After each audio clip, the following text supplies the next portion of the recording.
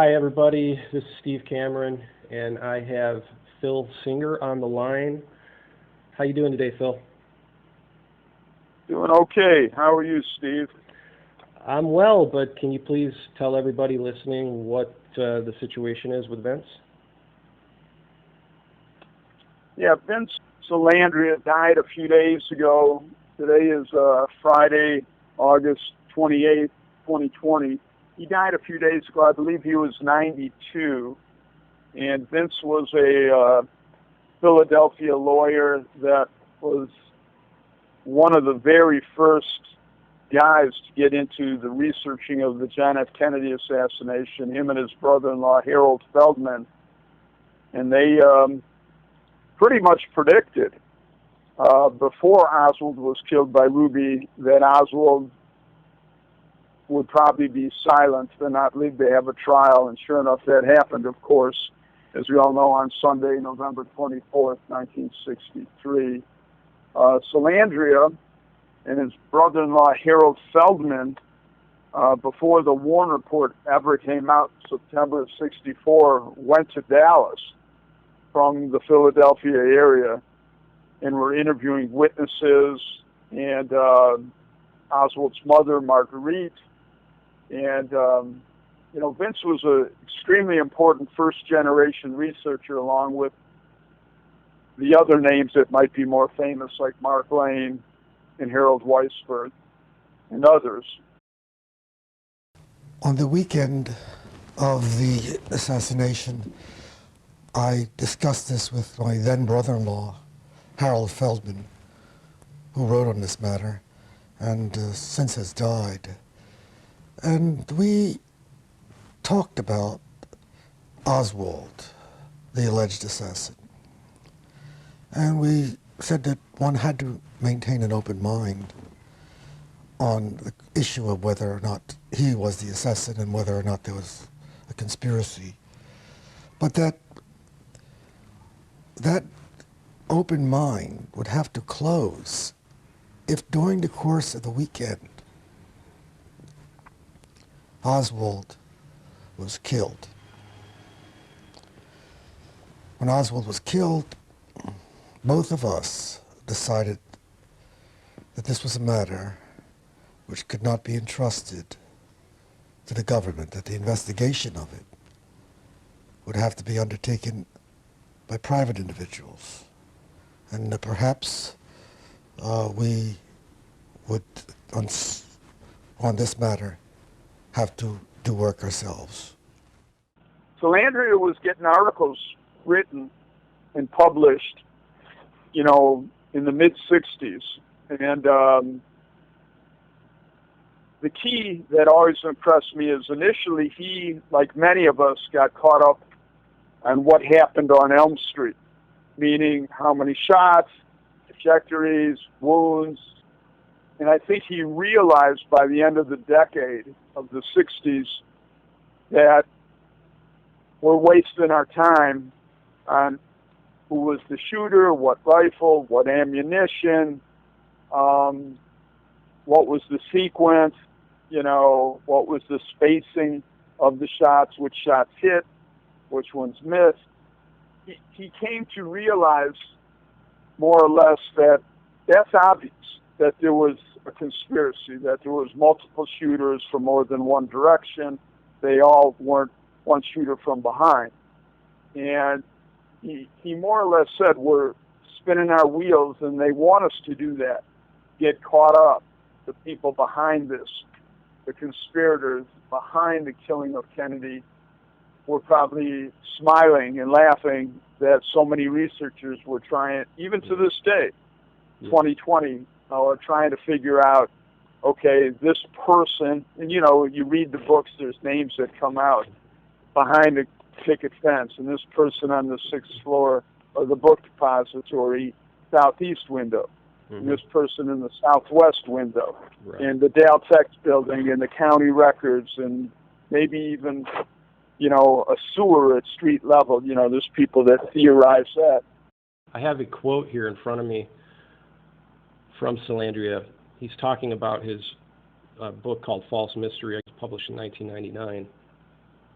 And in the foreword, he wrote the following: I wrote essays on the assassination not to demonstrate any skills I had as a writer or as a scholar, since my writings clearly show my limitations as such.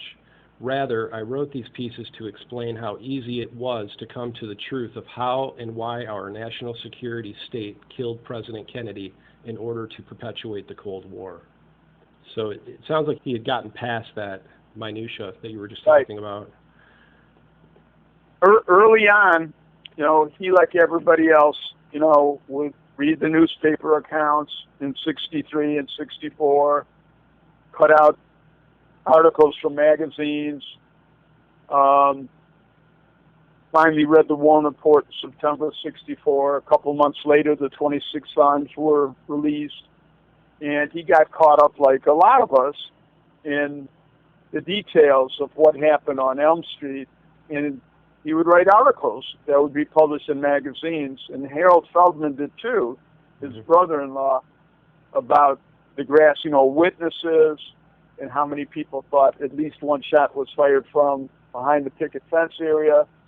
But he came to realize, Salandria did, that we're wasting our time on that. It doesn't matter. It's obvious that there was more than one shooter.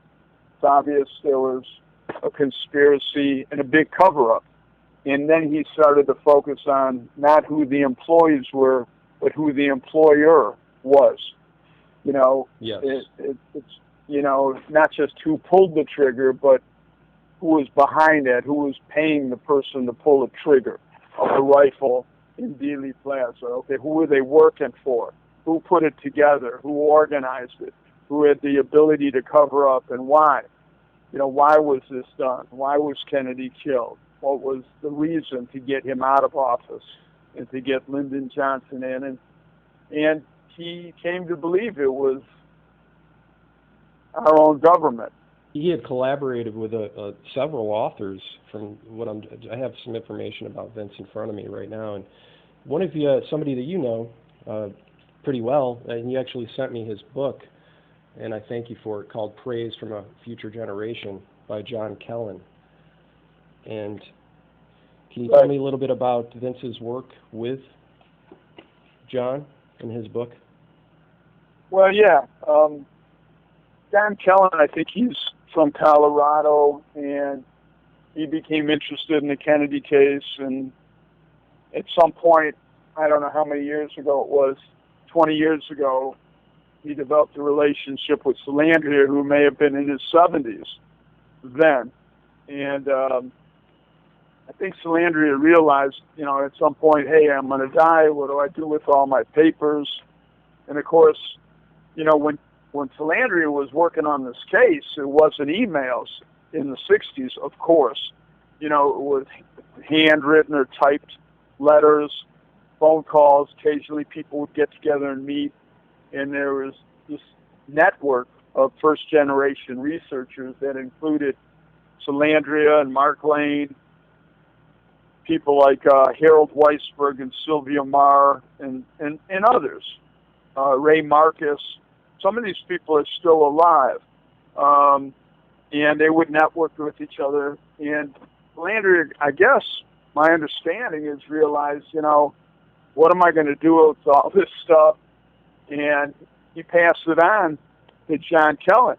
In John's book, John Kelin, in this book, Praise from a Future Generation, he talks about Roger Craig's story and why it was so important. Yeah.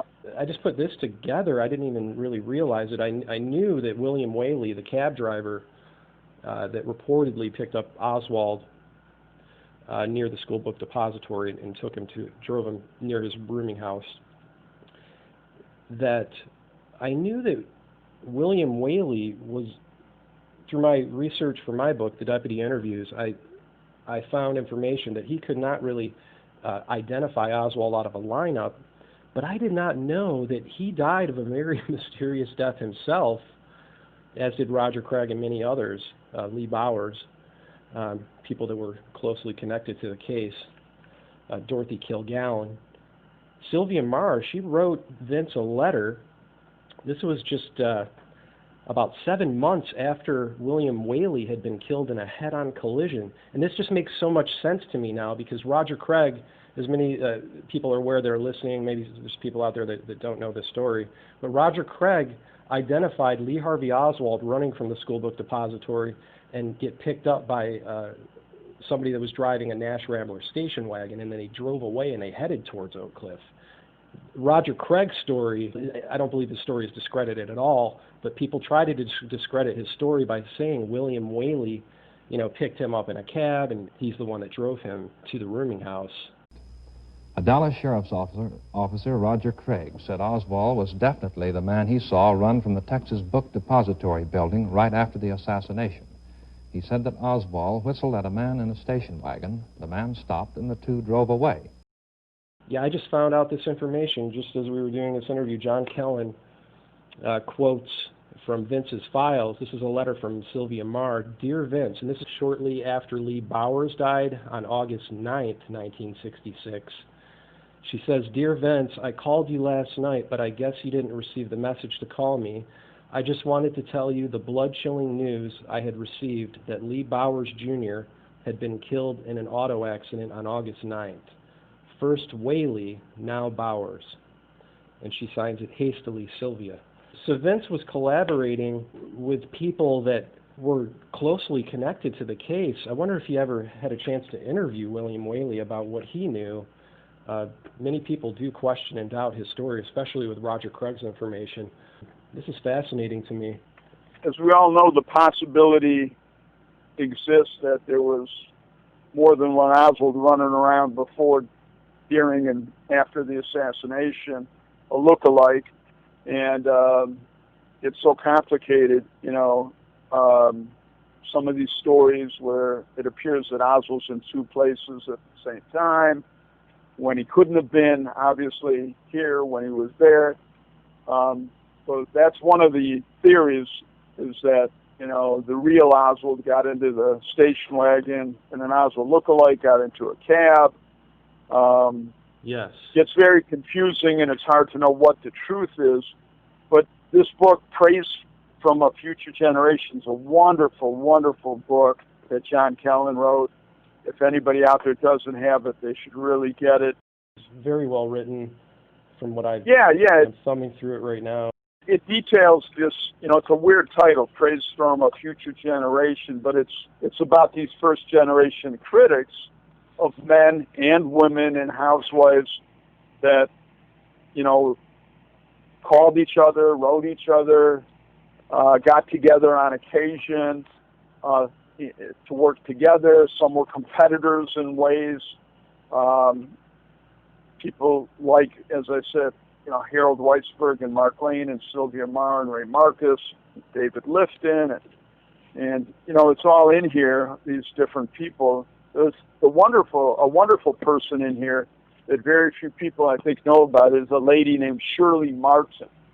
But, yeah, it's a wonderful book. There's another book called History Will Not Absolve Us, which I don't have in front of me, but I've read it a couple times, though it's been many years.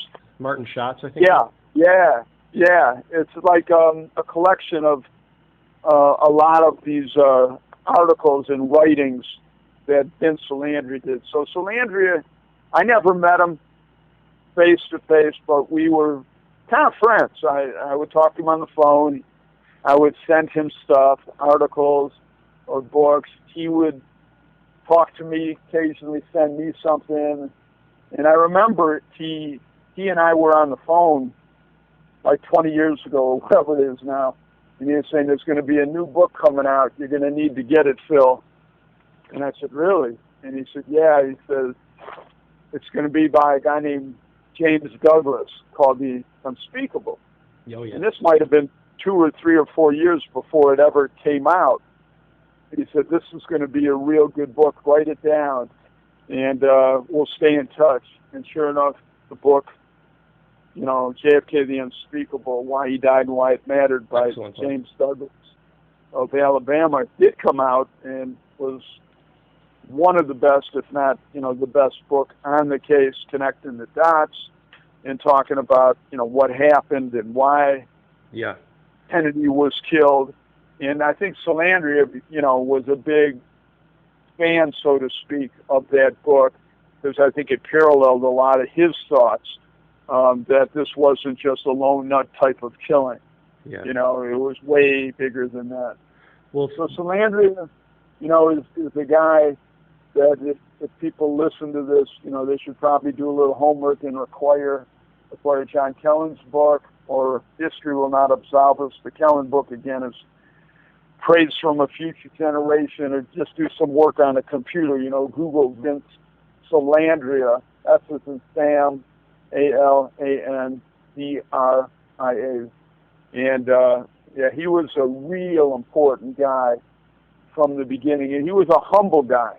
He wasn't looking for fame and recognition and money and status.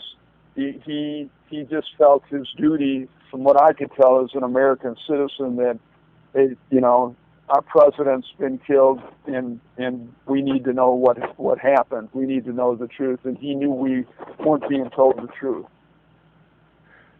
Okay, well, Phil, thank you very much for giving us that update. Many people that are probably familiar with Vince's work may not have known that he passed away. Do you have any final thoughts besides anything that you just touched upon about Vince or his work? Or if you don't know about Vince, if somebody's listening, to learn a little bit more about his contributions to the case, his bravery, going down to Dallas in '64 with his brother-in-law Harold Feldman. This wasn't a safe thing to do, and especially in the early days, from what I'm told. Oh yeah, to be down there, and they were monitored, they were watched, and I think they knew it, and but they were very brave. They were courageous guys that felt, hey, and they did it out of their own, time and money. They did this not to make money or to become famous, but they just knew something's messed up.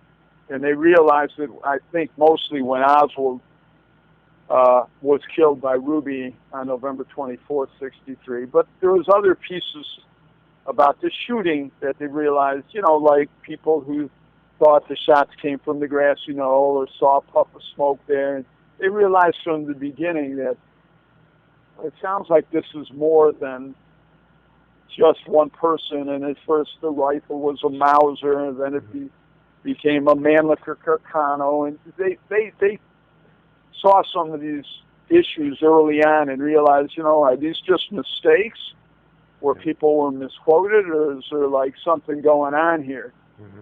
And then when Oswald gets killed in the police station, handcuffed a detective, James Lavelle, on live TV, it was like that was enough for them to know something really fishy is going on. So they were on it right from the beginning. And there's many people that have written very important books, like Jim Douglas, much later, decades later. But these guys were, just private citizens that decided, hey, we need to look into this. We can't assume the government's going to get to the bottom of this. We need to and they just decided on their own, let's go to Dallas, let's do our own little investigation here and see what we can learn. And and they did. Well, I really appreciate you telling us all more about Vince and his work, and I'm sure the people that are listening are very appreciative as well. Just for people that may not know your work and some of the things, your contributions throughout the decades, you were a member of Mark Lane's Citizen Commission of Inquiry in the mid-1970s. You've done a lot of work on the case yourself, haven't you? Yeah, I was part of the Citizens Commission of Inquiry, abbreviated as CCI, and this was in 75 and 76, and we were trying to get the case reopened, and we played a role in it. I played a tiny role in all of that. Well, some would say you played a big role in it. I've read your work. I interviewed you for my book, The Deputy Interviews, and I'll let you leave it at that because I know you don't like talking about yourself too much, but you've done you've contributed quite a bit. And if anyone wants to learn more about Phil Singer and his contributions to the JFK assassination case, they can find that in my book about Roger Dean Craig called The Deputy Interviews, The True Story of JFK Assassination Witness and Former Dallas Deputy Sheriff Roger Dean Craig. There's an entire chapter that's devoted to Phil Singer and his knowledge of the case and his knowledge of Roger Craig and people like James Tague, other people that were close to the case that were thrown into history. Phil, you wrote a beautiful preface for my book, The Deputy Interviews, and I really appreciate that. And thank you so much for your time. I'll make sure this news about Vince gets out. Okay? Yeah. Great. Thank you, Steve. Thank you.